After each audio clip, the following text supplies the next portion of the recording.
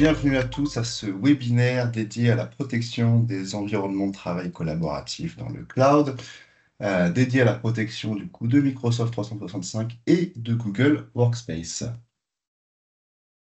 Je suis Eric Brianceau, Marketing Product Manager chez EZ et je serai accompagné aujourd'hui de Bruno Châtelier, responsable avant-vente et des services premium aussi chez EZ. Bonjour. Pour cette présentation d'aujourd'hui, au sommaire, on va faire un très bref rappel sur la société EZ.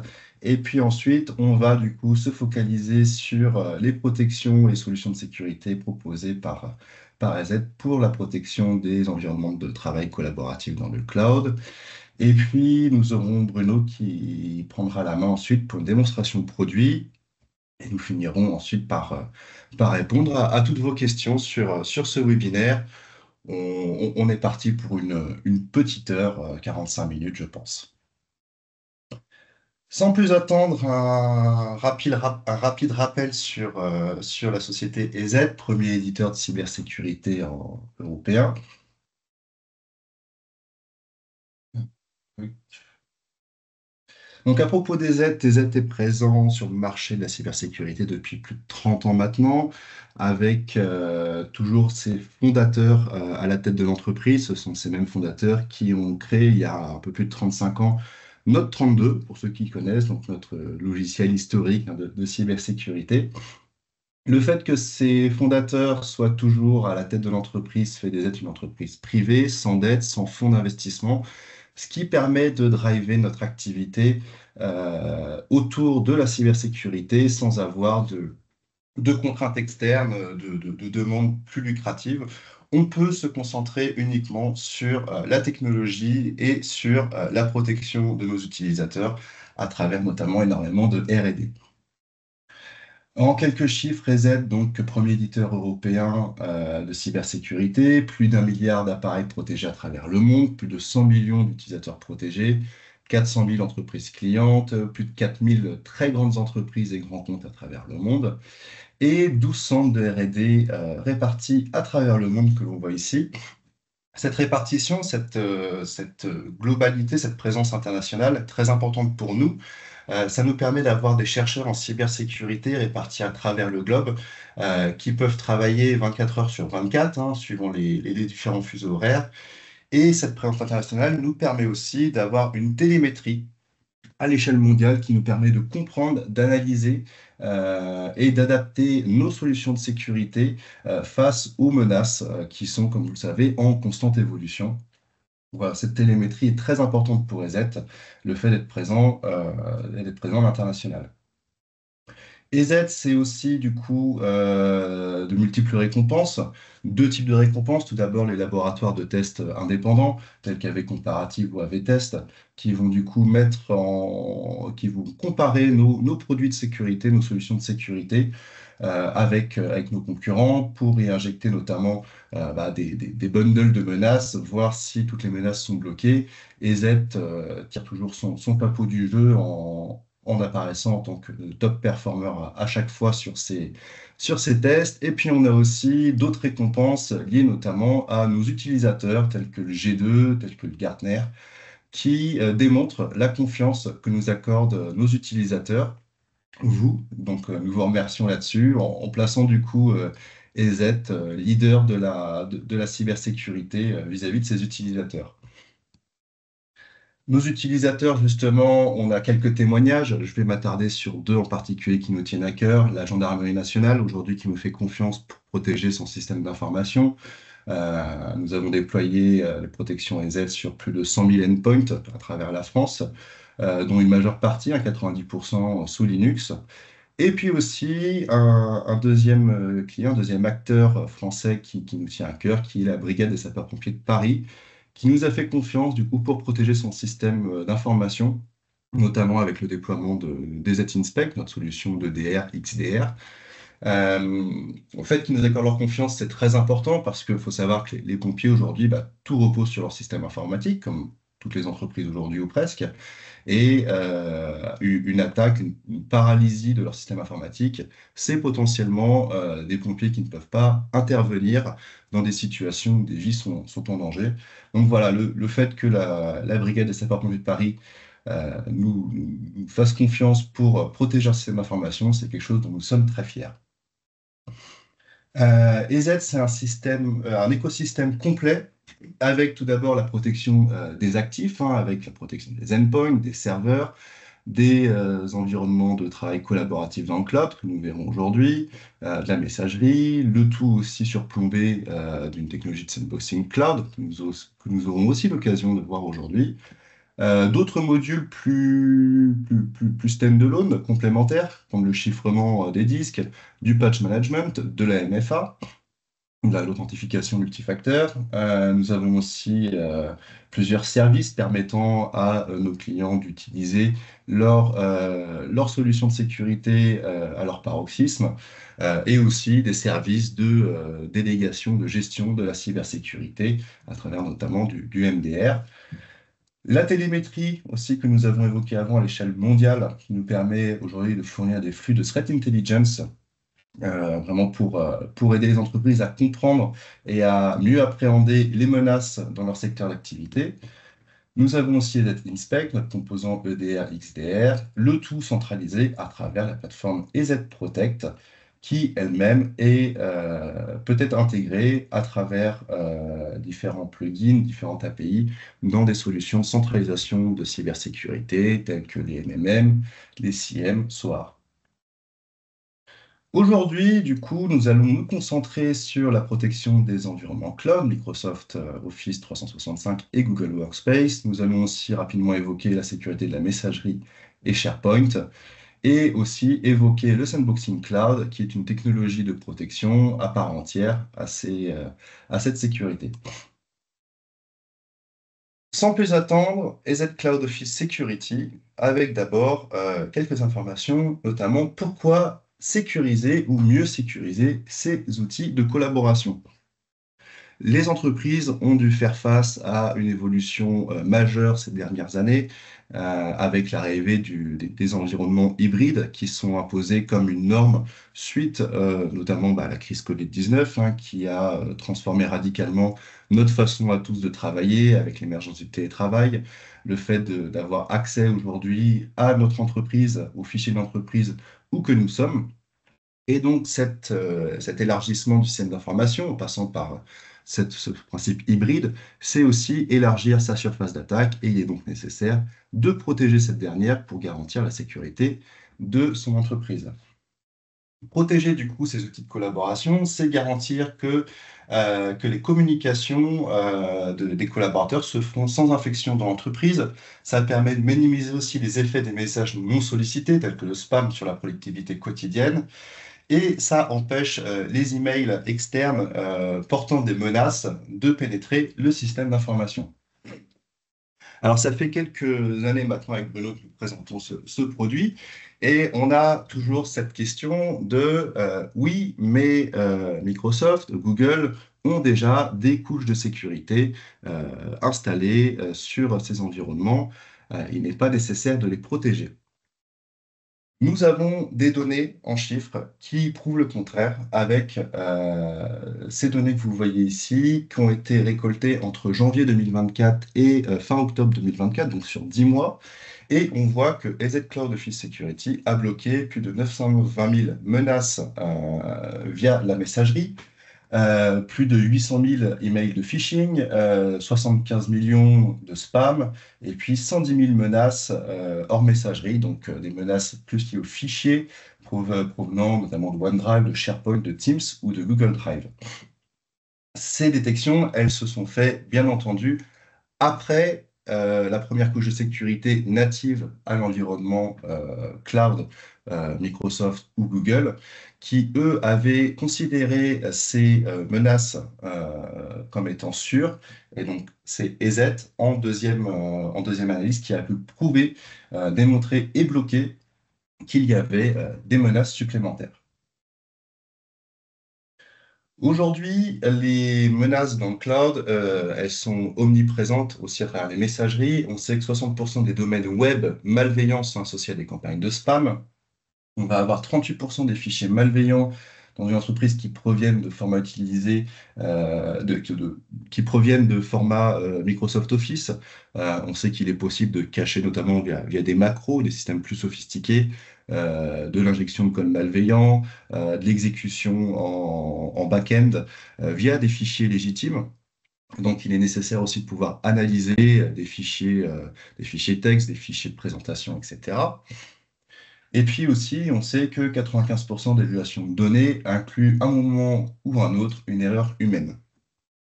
Enfin, l'intelligence artificielle. L'intelligence artificielle, elle a fait un gros boom il y a maintenant 2 ans, avec notamment pour les particuliers, les entreprises, l'arrivée de ChatGPT et de d'autres grands acteurs du marché qui ont révolutionné pas mal de manières de travailler et qui sont aussi un outil très utile pour les cyberattaquants, permettant d'optimiser, de rendre beaucoup plus crédibles leurs attaques, notamment à travers le phishing.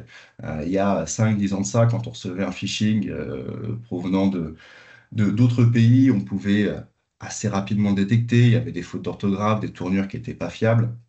Aujourd'hui, grâce à l'IA, les cyberattaquants ont réussi à se renouveler, à améliorer justement leurs attaques de phishing pour les rendre toujours plus crédibles. Et donc, il est important de se prémunir face aussi à cette évolution qui marque ces 2 dernières années et qui, je pense, continuera d'émerger aussi bien pour les particuliers, les entreprises, que pour les cyberattaquants. Pour se protéger vis-à-vis de tout ça, EZ propose EZ Cloud Office Security, qui est une solution de sécurité qui s'intègre directement dans les environnements cloud, que ce soit Office 365 ou Google Workspace, et qui va permettre de déployer des protections sur ces environnements. Alors, on va tout d'abord avoir toute une partie messagerie avec Exchange Online et Gmail, où EZ va venir incorporer des protections anti-spam, anti-hameçonnage, anti-malware, anti-spoofing. Ça, c'est une nouveauté, on aura l'occasion de l'aborder après. Une gestion de la quarantaine, et puis aussi EZ Liveboard Advance, notre technologie de sandboxing cloud, que nous aurons aussi l'occasion de détailler un petit peu plus tard. Nous avons aussi des protections similaires qui sont déployées dans les environnements Teams et SharePoint, avec de l'anti-malware, encore une fois de la quarantaine et le Liveboard, et puis les solutions de sécurité déployées dans les espaces de stockage tels que OneDrive ou Google Drive.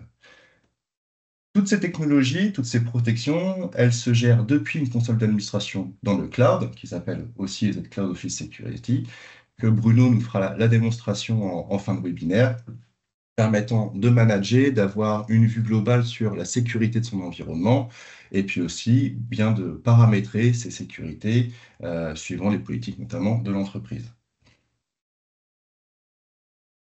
EZ Cloud Office Security a vu arriver des nouveautés en janvier 2025, que nous sommes fiers de vous présenter aujourd'hui, avec tout d'abord la protection contre les homoglyphes, qui est arrivée tout récemment. Protection contre les homoglyphes, tout simplement, eh bien, je vous donne un exemple. Et je vous laisse 5 secondes, 10 secondes pour trouver le piège. Eh bien, le piège, il se trouve en fait sur le L, ici de Apple, qui est en fait un I majuscule. Les homoglyphes, ça va être le fait d'usurper un domaine à travers des caractères similaires ou même identiques et pourtant différents. On va avoir des subterfuges avec les caractères latins, donc le L qui peut être confondu avec un I majuscule, mais on va aussi avoir des caractères qui sont non détectables à l'œil humain, si je puis dire ainsi, en utilisant d'autres alphabets, les alphabets cyrilliques, les alphabets grecs, etc. Et donc ça, l'œil humain ne peut pas percevoir cette différence, mais cette protection contre les homoglyphes, elle va vraiment travailler sur la table ASCII, sur tout ça, afin de détecter les potentiels pièges et donc bloquer en amont ces menaces que sont les homoglyphes. On a aussi la nouveauté qui est l'anti-spoofing. Je pense que Bruno nous fera une démonstration là-dessus aussi en fin de webinaire, mais c'est tout simplement le fait de sécuriser l'authentification de l'émetteur. Ça se passe par des listes d'AKIM, DMARC et SPF qui permettent en fait d'authentifier l'expéditeur d'un message et s'assurer qu'il n'y a pas d'usurpation derrière d'un nom de domaine qui pourrait du coup induire un utilisateur en erreur à travers une adresse email identique. Une troisième nouveauté qui est la récupération des emails, c'était quelque chose qui nous était demandé par nos utilisateurs depuis maintenant quelques mois, qui est le fait tout simplement, depuis la console EZ Cloud Office Security, de pouvoir rappeler des mails depuis directement l'environnement de messagerie, que ce soit Gmail ou que ce soit Outlook, depuis de pouvoir du coup rapatrier des mails ayant été livrés dans les boîtes aux lettres des utilisateurs depuis la console et les placer en quarantaine si on estime qu'il y a un risque supplémentaire qui n'avait potentiellement pas été détecté.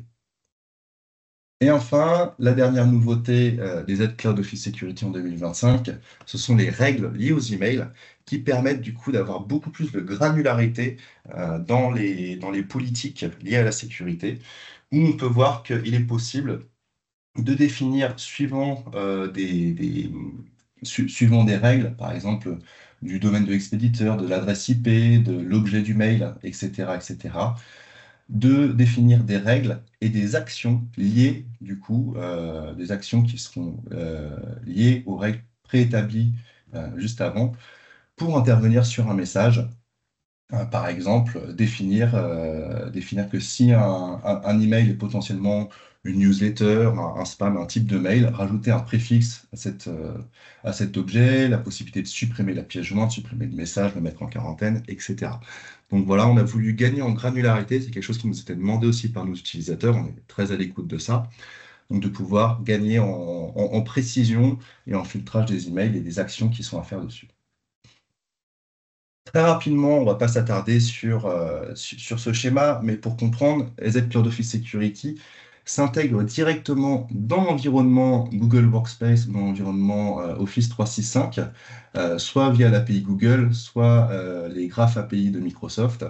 Donc le déploiement se fait de manière très naturelle, très facile, et vient directement intervenir en fait, sur le tenant de votre espace collaboratif cloud. On a parlé un petit peu du sandboxing cloud. Je voulais revenir dessus parce que c'est une technologie qui est intégrée nativement aujourd'hui dans EZ Cloud Office Security, qui est EZ Livewire Advance. Cette technologie de sandboxing cloud, elle permet des analyses poussées sur des échantillons de fichiers potentiellement malveillants pour avoir une analyse poussée et se défaire de la contrainte de la puissance de calcul d'une machine.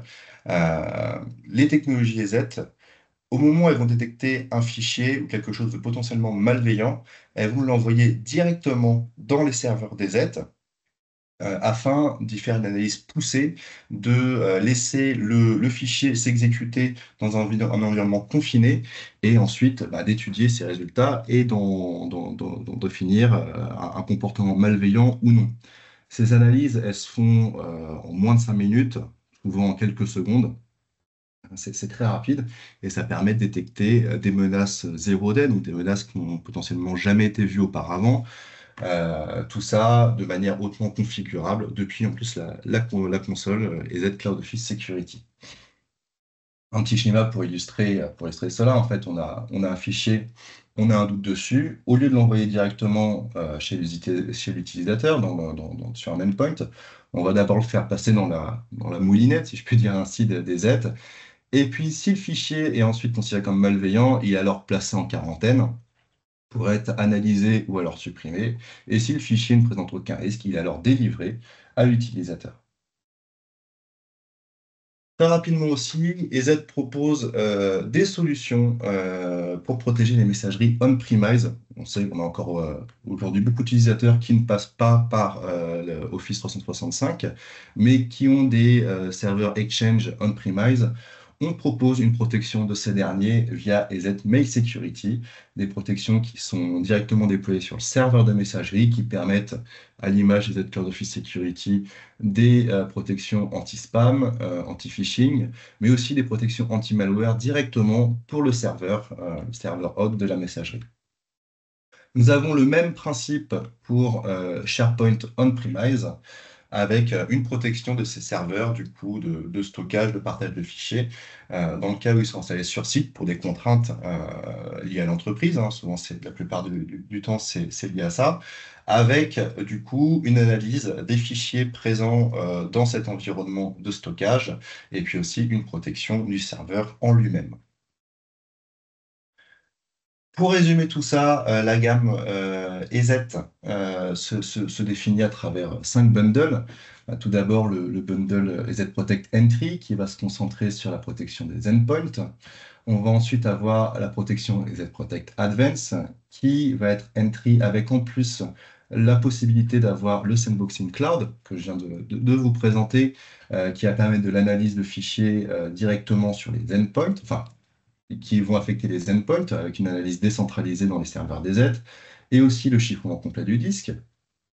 On va avoir EZ Protect Complete, qui, en plus de tout ce qui a été présenté avant, va intégrer la protection des messageries on-premise, aussi la protection des environnements de travail collaboratifs dans le cloud, et une solution de patch management. Ensuite, nous avons EZ Protect Enterprise, qui est l'équivalent d'Advance, incluant une protection XDR, donc avec EZ Inspect. Et puis EZ Protect Elite, qui va être l'équivalent de Complete, avec cette protection aussi XDR et de la MFA. Et pour nos clients qui veulent déployer une solution XDR, mais qui n'ont pas forcément les ressources en interne ou les capacités de gérer ça, EZ propose aussi des solutions de MDR, donc de Management Detection and Response, qui vont permettre de déléguer la gestion de la cybersécurité de l'entreprise aux experts EZ. Et donc, ce qu'on vient de présenter, donc la protection Office 365 et Google Workspace est présente dans Complete et dans Elite. Nous avons aussi la protection des serveurs Exchange qui sont inclus dans ces 2 bundles. Et la protection SharePoint, qui n'est pas liée au bundle, mais qui est un add-on, un produit standalone qui est vendu séparément. Voilà pour la présentation théorique, si je puis dire. Et puis, je laisse la main à Bruno. Est-ce que Bruno, tu veux qu'on commence à répondre à des questions? Tu prends la main directement, on fera tout à la fin. Oui, je peux prendre ma main d'abord, ça répondra. J'ai lu les questions en parallèle, donc je vais peut-être essayer D'accord. d'y répondre directement dans la démo et puis on prendra ce qui reste. Ok, eh ben écoute, je te laisse la main. Très bien, merci. Donc bonjour à tous et à toutes. Donc Bruno, moi effectivement, je m'occupe de gérer l'équipe avant-vente chez Z France, hein, donc il y a bien une équipe pour cela, capable de vous accompagner sur des présentations, hein, comme ici, mais plus spécifiques. Donc, n'hésitez pas à demander à avoir des présentations, que vous soyez un client final ou un partenaire. C'est notre rôle. Et puis, évidemment, accompagner aussi lors de POC. Ça fait partie des choses qu'on est capable de faire sans problème. Voilà. Donc, concernant le sujet du jour, je vais effectivement vous faire une petite démonstration du produit Ecos. Donc, il fait partie des bundles, comme l'a dit Eric, Complete et Elite, pour la protection donc, de 365 ou du Google Workspace. Là, ce que vous avez à l'écran, c'est, pour ceux qui connaissent, le portail Protect Hub. Peut-être que certains ont un portail qui s'appelle EBA ou même EMA. En fait, il faut juste savoir que ces deux portails EBA et EMA vont, on va dire, fusionner à terme sur ce portail-là, Protect Hub. Je retenais juste que tout ça, ce sont des portails de gestion de vos licences. C'est pas le portail Ecos lui-même.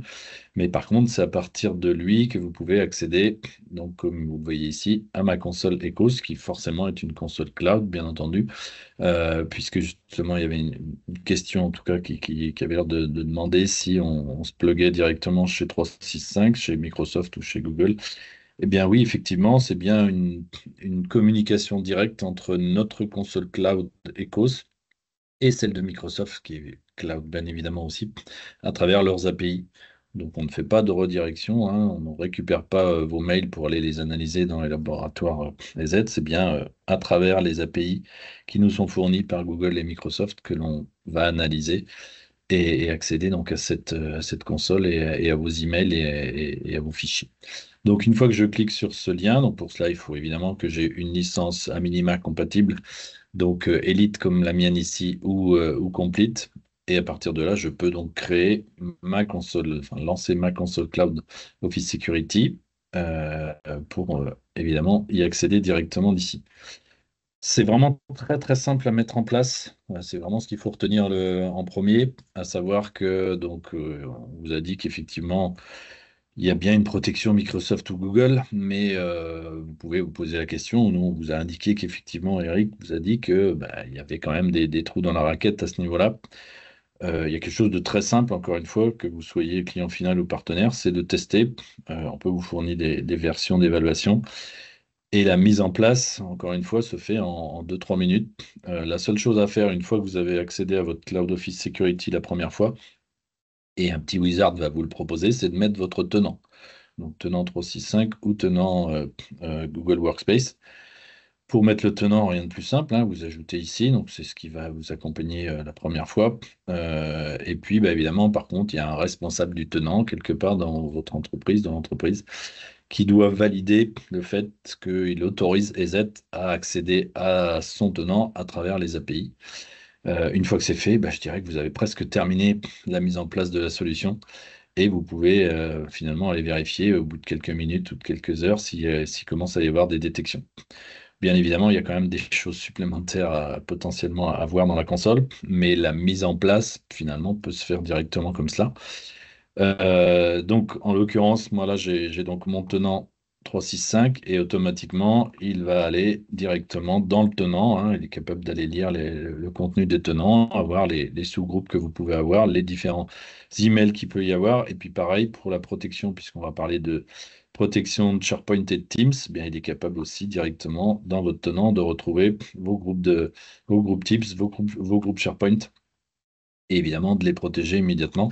Vous pouvez potentiellement désactiver certains, enfin non, ne pas protéger certains groupes. Ça dépend du type de groupe, mais par défaut, normalement, vous êtes protégé. Même chose, pardon, encore une fois, pour les utilisateurs qui sont par défaut protégés. Donc, ce qui est important, et j'ai vu notamment la question de la comparaison avec VAD Secure, ça peut être, voilà, donc il n'y a pas de problème de compatibilité hein, pour un client qui aurait du VAD ou du Mail in Black ou autre solution. On peut mettre les deux, les trois même avec Microsoft. En tout cas, aujourd'hui, on n'a pas eu de problème de compatibilité. Forcément, il y en a un qui va analyser avant l'autre. Et de toute façon, là aussi, ça peut permettre de comparer. Alors, pour du VAD Secure, par exemple, ben, eux, de ce que j'en sais, en tout cas, ne vont protéger que vos emails sur Exchange. Par contre, nous, on va rajouter la protection anti-malware de tous les fichiers qui vont être mis sur du OneDrive, pardon, du Teams ou du SharePoint. Donc, ça ajoute au moins cette fonctionnalité-là. Pour du Mail in Black, ben là, c'est plus vraiment spécialisé anti-spam. Donc, nous, sur la partie Exchange notamment, on va avoir un anti-spam, effectivement, mais également un anti-malware et un anti-phishing. Donc, ça complète également l'offre. Le client peut très bien garder deux solutions en parallèle. Après, est-ce que ça a du sens financièrement? Ça, c'est à voir. Donc, une fois que vous avez mis en place votre tenant, je vous disais, ben, vous pourrez commencer à avoir un certain nombre de détections, probablement. Donc, vous pouvez sélectionner évidemment le délai de surveillance au niveau des tableaux de bord. Donc voilà, moi j'ai un certain nombre d'emails qui ont été analysés dans mon petit labo, le nombre de spam, le nombre de détections phishing, etc. Et puis je peux faire la même chose sur mon OneDrive, sur mon Teams, sur mon SharePoint. Et si j'étais en 365, j'aurais donc les emails Gmail avec toujours pareil anti-spam, anti-phishing, anti-malware. Là ici, euh, j'ai pas de tenant Gmail, donc évidemment je n'ai rien. Et tout ce qui va être déposé effectivement également sur le Google Drive. En termes donc de mise en place par défaut, pour ceux aussi qui connaissent peut-être notre console d'administration anti-malware, on retrouve des choses assez similaires sous forme de politique. Donc, il y a une politique qui de toute façon est appliquée par défaut et que vous ne pouvez pas supprimer. D'accord? Donc, cette politique, vous pouvez voir ce qu'il y a dedans. Et comme ça, vous avez l'information et c'est celle qui, de toute façon, sera appliquée par défaut. Elle va activer un certain nombre de choses. Je rentrerai après dans le détail, mais il y a quand même pas mal de choses qui sont déjà activées avec des choses plutôt équilibrées, pas forcément très poussées en termes de détection, mais équilibrées. Évidemment, vous pouvez créer vos propres politiques qui viendront évidemment remplacer ou compléter la politique par défaut. Donc, on va parcourir rapidement cette politique. Alors, vous voyez que déjà, une politique, hein, vous pouvez l'affecter à un tenant ou pas. Donc, on peut aussi avoir du multitenant. Vous pouvez avoir plusieurs tenants s'il y a des partenaires qui gèrent plusieurs clients. Et puis également, dans chaque tenant, on va pouvoir potentiellement sélectionner des groupes, des sous-groupes, des utilisateurs. Bon, en général, on va appliquer une même politique pour toute la même société, mais on peut avoir des différences. Donc, je vais commencer par la partie générale. Donc, on retrouve ici tous les types de protection dont on a parlé tout à l'heure. Donc, du Exchange, du Gmail, OneDrive, Google Drive, Teams et SharePoint. Tout ça est un petit peu mélangé, mais vous savez forcément ce que vous devez protéger. Donc là, vous pouvez remplacer, comme je l'ai fait ici, en mettant par exemple une protection plus offensive sur les logiciels malveillants, potentiellement indésirables. On retrouve des choses très similaires à ce que l'on a déjà dans notre anti-malware et dans la console Protect, hein, encore une fois pour ceux qui la connaissent. Là, la différence, c'est que par contre, vous allez mettre une action dès lors un email ou la pièce jointe ou un fichier oui, joint justement est considéré comme malveillant, suspect, etc. Donc, mettre en quarantaine, évidemment, c'est ce que l'on recommande par défaut, mais vous pouvez également faire des actions différentes. Vous allez pouvoir également mettre potentiellement des textes de remplacement de la pièce jointe et mettre vos propres textes, pardon. Ajouter un texte euh, à l'objet, définir donc la langue pour avertir l'utilisateur et puis potentiellement avertir l'administrateur également, sachant qu'évidemment toutes ces informations remontent de toute façon dans la console, bien évidemment. Ça, c'est la partie anti-malware de Exchange. Sur la partie anti-spam, ça va être un petit peu différent, avec toujours une action possible, mais cette fois-ci, la possibilité de mettre des adresses IP autorisées ou blacklistées, et la même chose pour des expéditeurs. Euh, donc, sachant que du spam, on va plutôt recommander, si vous voulez pas que ça embarrasse un peu votre quarantaine, vous pouvez tout simplement les mettre dans les indésirables ou dans la corbeille. Et après, si l'utilisateur veut s'amuser à regarder ses spams, il peut toujours le faire. L'anti-phishing, par contre, c'est pareil, on va plutôt mettre ça en quarantaine pour éviter évidemment que l'utilisateur se fasse avoir. Mais encore une fois, on a là aussi du choix. Pour le Gmail, ça va être exactement la même chose. On retrouve les mêmes informations. Et puis par contre, pour tout ce qui va être OneDrive anti-malware ou Teams anti-malware, etc., on a la même chose. Il n'y a pas évidemment de notion de spam et de phishing. C'est uniquement la partie malware. Et là aussi, on recommande plutôt d'aller mettre ça dans la quarantaine. Donc voilà, vous pouvez modifier tous ces types de politiques. Il y a une dernière politique tout en bas qui est donc cette notion de LifeGuard. Alors j'ai vu la question différence entre LifeGuard et LifeGuard Advance. C'est la même chose. C'est purement officiellement le nom est Z LifeGuard Advance, mais on voit souvent le Advance disparaître puisque voilà, il y a pas le distinguo, c'est bien la même chose. On parle bien finalement de Sandbox Cloud lorsqu'on parle de Z LifeGuard. Donc, on vous recommande de l'activer, bien évidemment. On a quelques paramètres possibles, hein, comme pour la partie endpoint. Euh, Vous avez ici les documents. Donc, quand on parle de documents, ce seront les PDF, les Office. Donc, certains clients peuvent dire non, non, moi, il est hors de question d'envoyer hors de France, puisque ça part à Bratislava en analyse. Ça reste en Europe, mais ça part à Bratislava. Mes PDF ou mes documents Office. Donc, il suffit de désactiver ça. Je crois même que c'est désactivé par défaut. Euh, et puis voilà, donc il y a pas grand-chose ici à les modifier.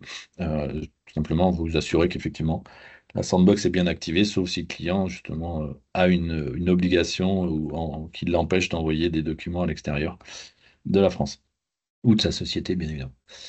Je reviens ici tout en haut sur une notion qui est nouvelle, qui existe depuis longtemps sur la protection du Exchange on-premise, mais qui n'existait pas en cloud et qui était très demandé. On en a parlé, Eric vous en a parlé un petit peu, en tout cas de quelques exemples. C'est la possibilité donc de créer des règles. Alors ces règles, j'en ai créé deux par défaut, enfin deux que j'ai créé juste avant, mais vous allez voir que c'est plus global que ça. Donc par exemple, on va dire que on a parlé tout à l'heure de la notion de spoofing. Donc l'idée c'est d'utiliser des marques SPF ou DKIM, donc des marques, ça correspond aux deux, hein, pour ceux qui connaissent, aux deux façons de sécuriser qui sont SPF et DKIM. Et en fait, donc moi j'ai pris cet exemple-là, euh, mais on va ensuite voir ce que l'on peut mettre dedans. Donc là, le principe, c'est que vous avez une condition et vous allez lui mettre une action. Donc la condition, moi j'ai pris des marques. Et des marques, je peux dire, effectivement, mon email qui est reçu, il est bien conforme des marques, donc en gros, il est bien signé. Ou alors, je ne sais pas, enfin, l'analyse n'est pas capable de savoir s'il y a une démarque, donc une garantie, ou au contraire, je sais que le démarque n'est pas intégré dans mon email. Donc, suivant ce que je choisis ici, bah, je vais pouvoir mettre mon action en place. Donc là, moi, j'ai dit, je veux savoir ceux qui n'ont, sur lesquels ça échoue, hein, il n'y a pas de démarque. Il faudrait sans doute que je rajoute aussi inconnu. Et là, je peux dire, bah voilà, qu'est-ce que je veux faire si effectivement mon email n'est pas, entre guillemets, signé par le protocole des marques. Donc je peux, moi j'ai dit juste, je vais rajouter un petit préfixe en disant, voilà, ce n'est pas signé ou ce n'est pas des marques.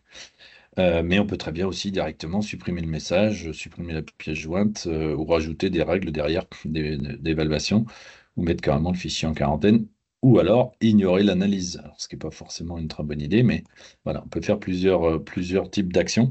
Donc j'ai pris cet exemple-là pour voilà, juste rajouter un petit attention sur l'email lorsque l'utilisateur va le recevoir pour qu'il sache s'il était démarque ou pas. L'intérêt, l'idée, ça pourrait être aussi de rajouter la même règle, cette fois-ci lorsque le démarque est garanti. Mais on peut faire tout ce que l'on veut. J'ai pris un autre exemple, hop, ici. Donc, email non analysé. Voilà, sur le résultat, donc vous avez en fait beaucoup plus d'informations ici sur le type de source, hein, de conditions. Donc, vous pouvez travailler sur le nom de l'expéditeur, sur l'objet, la pièce jointe, le nom de la pièce jointe, l'extension des pièces jointes, hein. Vous ne voulez pas d'exe ou je ne voulais pas voilà, de tel type d'extension. Le plus simple, c'est de prendre ici le type de pièce jointe. Voilà, si vous ne voulez pas que vos utilisateurs se transmettent par email ou reçoivent en tout cas des exécutables, vous pouvez mettre ces conditions-là. Donc il y a pas mal d'autres conditions, même les heures de réception, hein. Voilà, pourquoi pas dire mais je ne veux pas recevoir à minuit des emails. On retrouve donc les fameux SPF des marques et des KIM dont j'ai parlé. Et puis il y a quelques autres fonctionnalités sur notamment le résultat de l'analyse. Là aussi, je peux dire, ben voilà, euh, suivant le résultat de l'analyse, je mets ma propre action sous forme d'une règle en dehors des politiques que j'ai mis tout à l'heure. D'accord. Donc, je ne sais plus ce que j'avais mis au départ. J'avais dit, oui, voilà, si l'analyse échoue, en gros, je veux rajouter là aussi, pourquoi pas, un préfixe à l'objet en disant, attention, cet email n'a pas été analysé pour une raison ou pour une autre. Euh, donc ça, c'est vraiment dans le cas où vous avez voilà, des besoins bien spécifiques pour traiter les emails suivant toutes les conditions qu'on vient de voir. C'est plutôt pratique, c'était effectivement quelque chose qu'on attendait depuis pas mal de temps. Donc, ça fait bien maintenant partie de la solution. Donc, une fois que vous avez créé votre politique, bah, comme on a dit tout à l'heure, vous allez donc, l'appliquer, hein, donc à différents tenants, différents groupes, différents voilà, groupes de SharePoint, groupes de Teams ou utilisateurs. Et puis évidemment, donc une fois que vous avez mis vos politiques, vous pouvez les modifier bien sûr à n'importe quel moment. Le principe, ça va être, enfin le but, ça va être que vous ayez effectivement des détections. Donc quand je vous disais, n'hésitez pas à demander à tester, bah, vous avez effectivement dans l'absolu, mettre votre tenant, vous laissez pourquoi pas la politique par défaut. Si vous voulez aller plus loin, vous mettez une politique un peu plus active. Et puis, bah, je dirais que si au bout de quelques temps, vous avez toujours rien dans votre détection Exchange, OneDrive, Teams, etc., c'est que bah, finalement, peut-être que votre protection actuelle est suffisante. Je suis à peu près sûr que vous aurez des détections, mais je vous laisserai faire les tests vous-même.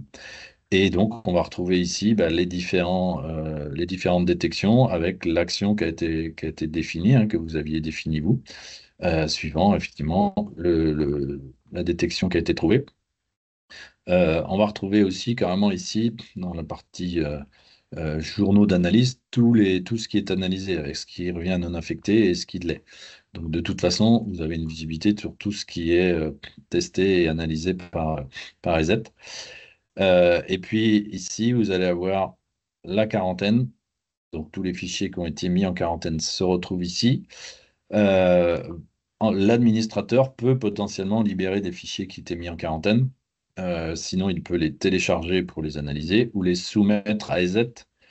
Donc ça part directement chez EZ au laboratoire d'analyse pour bah voilà, qu'on vérifie si effectivement notre détection était bonne. Il peut arriver qu'il y ait des faux positifs. Donc, si ça a été, si c'est une pièce jointe qui a été supprimée parce qu'on connaissait sa signature comme malveillante, peut-être qu'une deuxième analyse chez Z va prouver que effectivement, ça n'est pas malveillant finalement, et donc nos signatures vont changer pour que on laisse passer finalement cette pièce jointe à l'avenir, peut-être. En tout cas, c'est transparent, ça, vous avez juste à cliquer là-dessus. Euh, donc, en termes de libération de quarantaine, il y a quelque chose qui est intéressant aussi, c'est que vous pouvez envoyer il y a deux types de rapports et vous pouvez notamment envoyer des rapports aux utilisateurs lorsqu'ils ont eu des fichiers mis en quarantaine. C'est ce type de rapport qu'il faut utiliser. Et en fait, là, c'est pareil. Donc, vous sélectionnez les différents utilisateurs et vous allez dire, ben voilà, tous les jours, je vais envoyer à 17 heures aux utilisateurs qui ont eu, évidemment, dans les 24 heures, des fichiers mis en quarantaine. Hein. S'il n'y en a pas eu, on n'envoie rien, bien évidemment. Un email pour qu'ils sachent donc quels sont les fichiers qui ont été mis en quarantaine. Si vous avez mis l'ensemble des types de détection en quarantaine, ils ne pourront pas débloquer, enfin, ils ne pourront débloquer que les spams. Ils ne pourront pas débloquer les emails de phishing eux-mêmes, ni débloquer les malwares, bien évidemment, dans cet email. Mais par contre, les spams, il y a un petit lien, je n'ai pas l'exemple ici, il y a un petit lien dans l'email où ils peuvent cliquer, libérer mon spam, enfin mon email et le recevoir donc dans leur boîte. Mais encore une fois, pour la partie phishing et malware, c'est uniquement via la console et donc via l'administrateur que ça peut être libéré.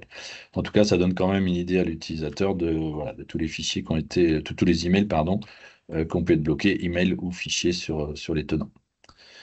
Il y a un autre type de rapport qui est complètement différent, qui est la possibilité pour les administrateurs de recevoir des rapports réguliers de statistiques, donc sur le Exchange, le OneDrive, etc.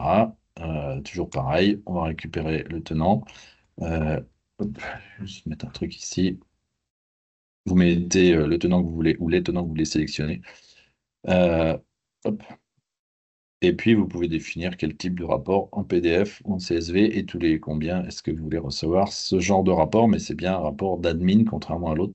C'est un rapport pour les utilisateurs finaux. Je reviens quand même sur la partie journaux d'analyse. Il est possible, et ça aussi c'est nouveau, de mettre un email ou un fichier qui n'aurait pas été mis en quarantaine par notre analyse, et l'administrateur veut quand même le mettre. D'accord? Vous pouvez le faire, ça aussi ça n'existait pas avant, donc vous pouvez aller vous-même mettre des fichiers en quarantaine. Il me reste la gestion des licences, mais ça, normalement, vous n'avez rien à faire puisque c'est géré, on va dire, automatiquement via votre portail Protect Hub et évidemment l'ajout de la licence. Ici, vous avez, comme pour tous nos produits, le journal de vérification qui, dans la console Ecos, a fait quelle action. Donc, s'il y a une modification de politique, bah, vous le savez, et c'est important évidemment que chaque utilisateur ait son propre compte d'authentification. Donc, vous voyez, on voit ce que j'ai fait ce matin de mon côté, mais c'est important qu'il y ait cette vérification. Et puis, s'il n'y a plus rien, je termine simplement par la notion de tableau de bord. Donc, on a regardé un petit peu déjà tout à l'heure. Hop. Euh, Ces tableaux de bord sont légèrement modifiables. Hein. C'est pas non plus, voilà, vous avez ici un mode d'édition et ça vous permet potentiellement d'aller voilà, modifier les objets des rapports et puis surtout également d'aller rajouter d'autres rapports sur votre propre tableau de bord. Bon, voilà, c'est un petit peu pour ceux aussi qui connaissent la console Protect, on retrouve un peu cette notion. Donc là, je reviens comme avant. Et normalement, j'ai fait le tour. Si, il restait la notion de sandboxing cloud. Vous avez ici aussi un rapport qui vous génère, enfin, qui vous affiche le nombre d'emails ou de fichiers qui ont pu être envoyés à la sandbox cloud des Z-Lifeguard. Et vous pouvez même potentiellement aller bah, regarder un petit peu à quoi ça correspond directement sur les détections web. Là, j'en ai pas, donc évidemment, c'est un petit peu plus Euh, Compliqué, mais vous avez toute une vue sur ce qui est envoyé et comment c'est revenu. Voilà, j'ai terminé, mais retenez vraiment que c'est vraiment quelque chose de très très simple à mettre en place, et puis après que vous pouvez affiner avec tout ce qu'on vient de voir. Mais encore une fois, la mise en place et puis vérification que vous avez ou non des fichiers malveillants qui sont bloqués ou des emails également. Et puis après, c'est à vous de faire le choix de savoir si ça vaut le coup de remplacer une solution existante, de compléter la solution Microsoft ou Google, voilà, suivant ce que vous remontez. Je m'arrête là. Je vais voir s'il y a des petites questions qui sont arrivées. Eric, je ne sais pas si tu as eu le temps de regarder s'il y avait d'autres questions. Alors, j'avais vu des questions qui étaient un petit peu en dehors de Ecos, mais on peut y répondre. Il nous Ouais, reste quelques complètement. minutes. Donc, Alors, d'abord, bah, la différence LiveGuard et LiveGuard Advance a été expliquée. Je rajoute une petite nuance. Alors, c'est vrai que le LiveGuard, tout court, même si c'est ce qui est marqué sur les produits professionnels, le LiveGuard tout court est destiné aussi aux particuliers. Et la différence entre LiveGuard et LiveGuard Advance, c'est la priorité. C'est-à-dire que les analyses qui se font dans nos serveurs, quand c'est une analyse venant d'un client professionnel, elle passe en priorité par rapport aux particuliers. Voilà, petite subtilité. Mais c'est vrai qu'on retrouve dans nos produits, du coup, le EZ LiveGuard Advance qui est défini en tant que EZ LiveGuard tout court. Même si quand c'est un produit professionnel, c'est le LiveGuard Advance. Quelles sont les différences entre EZ Cloud Office Security que vous nous présentez et EZ Note 32? Peut-on avoir un comparatif des deux? Bah là, on est sur deux produits complètement différents. EZ Note 32, c'est un produit pour particuliers. C'est un produit qui se destine à un usage, on va dire, simple, sans console d'administration.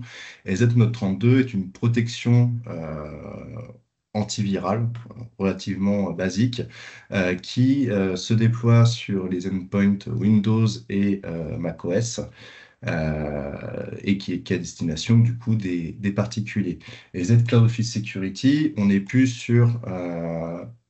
du tout sur la protection des endpoints, on est sur la protection d'un environnement cloud. Donc, on est vraiment sur deux produits très différents. Autre question, comment déployer Z sur les smartphones Android à partir des Z Protect Complete? Eh bien, ça se fait depuis la console Z Protect, un petit peu à l'image de la remontée des endpoints tels que Windows et Mac, où on va pouvoir envoyer un lien pour installer la protection EZ directement sur le smartphone et le remonter dans la console EZ Protect. Là-dessus, Bruno, je ne sais pas si tu as quelque chose à rajouter. non, non, non, c'est bon, c'est bon pour moi. Tout ce que vous montrez est à dispo du service informatique ou aussi disponible pour les employés de l'entreprise. Alors, comme l'a montré Bruno, la console Cloud et Z Cloud Office Security, elle est disponible que pour le service informatique, en tout cas les utilisateurs qui y sont définis, les administrateurs. La seule interaction qu'aura l'utilisateur avec EZ Cloud Office Security seront les rapports qu'a présenté Bruno, les rapports de mise en quarantaine où l'utilisateur peut être prévenu chaque jour, chaque semaine des messages qu'il a reçus, qui n'ont pas été délivrés et qui ont été mis en quarantaine. Concernant les licences et Z Cloud Office Security, les adresses email partagées nécessitent-elles des licences? Ça, c'est une très bonne question que je vais laisser Bruno répondre. Oui, oui, oui. Oui, effectivement, les boîtes mail partagées, en tout cas par défaut, demandent une licence. Donc, ça fait partie du compte. Je ne sais pas si tu avais expliqué comment marche notre calcul de boîte mail, enfin Non, de licence.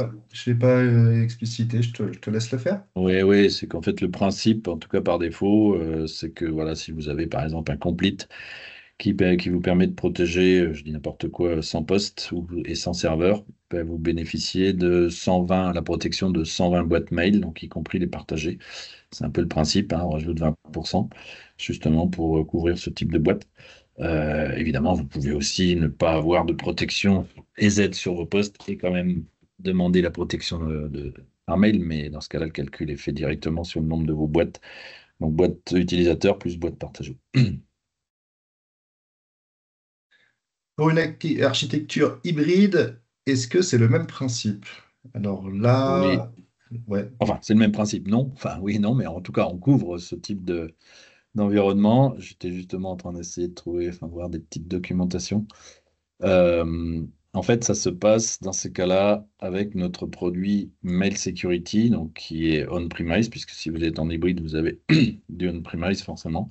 Et donc, on sait couvrir les deux, mais il faut, dans la partie Mail Security, activer la, la- la protection du Exchange Online. Donc, ça se fait ici directement dans le Mail Security. On va les mettre finalement le tenant de l'utilisateur. Donc, on sait le faire, mais effectivement, c'est fait via la partie Exchange on-premise directement.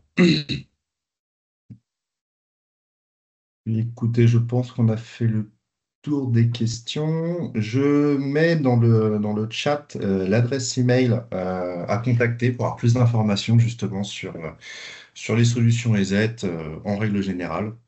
N'hésitez Oui, pas à les petit. contacter, à demander notamment aussi des POC, des trials et un accompagnement de nos services, de nos forces commerciales et de nos forces avant-vente. Je vois une petite question là dernièrement Ouais. sur plus de 20%. Bah, effectivement, dans ce cas-là, il faut demander à rajouter, si vous avez, au lieu de 120 boîtes mail, vous en avez besoin de 130, bah, on vous en rajoute 10 à côté. Ça, il n'y a pas y a pas de problème, on sait faire ça, il n'y a pas besoin de rajouter un pack complet comme vous avez indiqué. Pas de souci. Et je pense que c'est bon. Merci à tout le monde, en tout cas. Vous étiez Merci relativement à nombreux. tous. C'est bien. Et puis, on vous dit donc bon appétit, bonne fin de journée. Et puis, à bientôt. N'hésitez pas en tout cas à nous contacter via l'email qui a été envoyé par Eric. Merci à tout le Bonne- monde. Très bonne journée, Bonne au journée. revoir. Au revoir.